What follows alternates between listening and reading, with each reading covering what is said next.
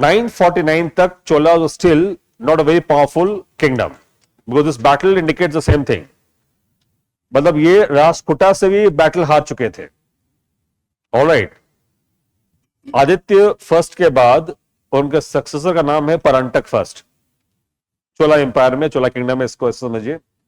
और ये जो व्यक्ति है परंटक फर्स्ट, इसको राष्ट्रकूटा किंग, इसका नाम है कृष्णा थर्ड, ऑलरेडी हरा चुका था इस बैटल ऑफ तक्कोलम में. This particular battle proves couple of points. One, the Chola was yet to emerge as a power in South India. Second, Rajputas were excellent as far as military warfare activities were concerned, because they were fighting the irregular battles and the wars both in North, also in Deccan, South India. And that's what actually was the era of Rajputas, especially from 750 onwards till 950 CE. But after this, Cholas will bounce back. And here, the role of Raja first is very important for all of us to actually acknowledge his role in the context of making Cholas a powerful kingdom. तो एक ruler का नाम है राजा first. ये जो ruler है, ये चोला dynasty से बिलोंग करते हैं. इनका जो समय काल है वो है 985 to 1014 CE. And he is the most powerful ruler. In fact, he is the real founder of Chola Empire.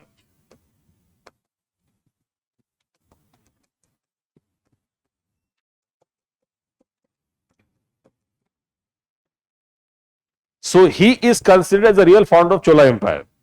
Why? Because when he came into power, he did not only reform the economic condition of the Chola Empire, rather, he also strengthened his army. He worked to improve his naval power, navy. He also worked to improve his army on the land as well. And he was able to decimate the Rajputas of even Manyakhet. तो राजपुतास को खत्म करने का श्रेय जाता है राजा first को. So he became the real founder of the Cholas entire South India, and that's what actually we see the role of this king.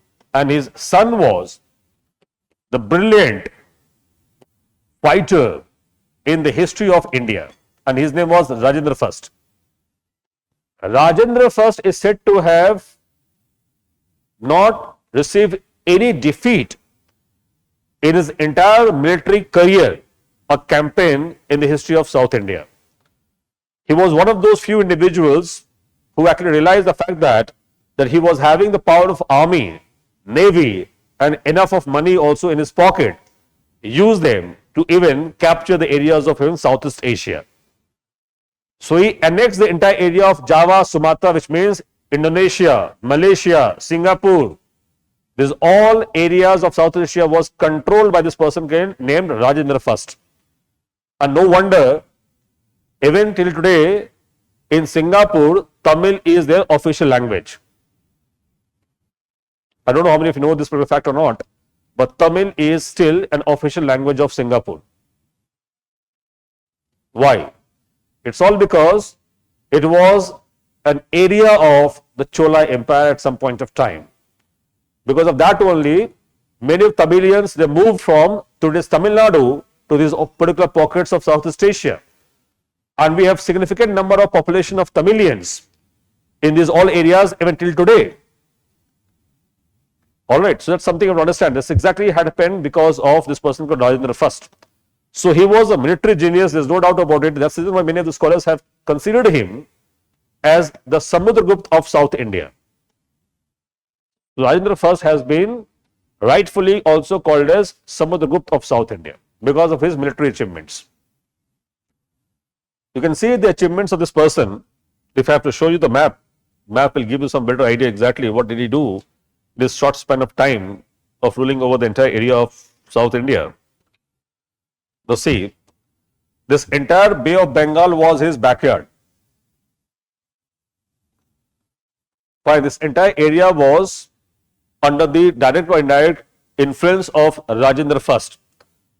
He started his campaign from here and moved to this area, defeated all the powers in this pocket, including the Pala ruler over here in this area in Bengal. He was Mahipal.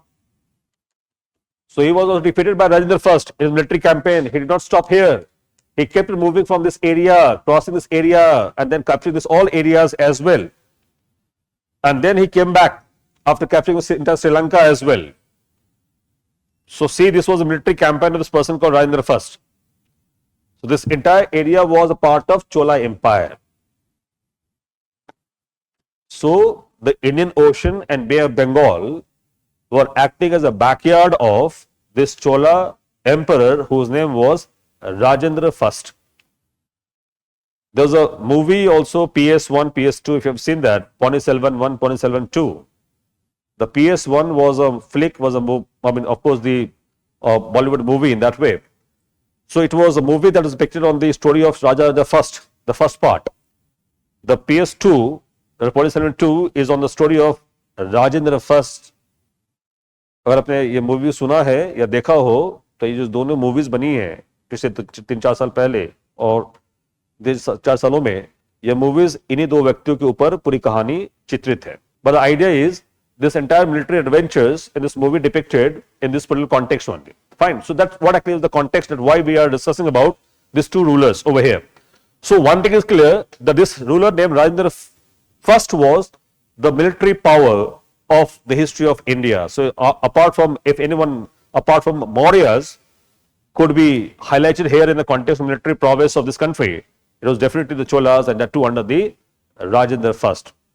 You can understand the Rajendra I's influence was such that even China was also skeptical against Rajendra I.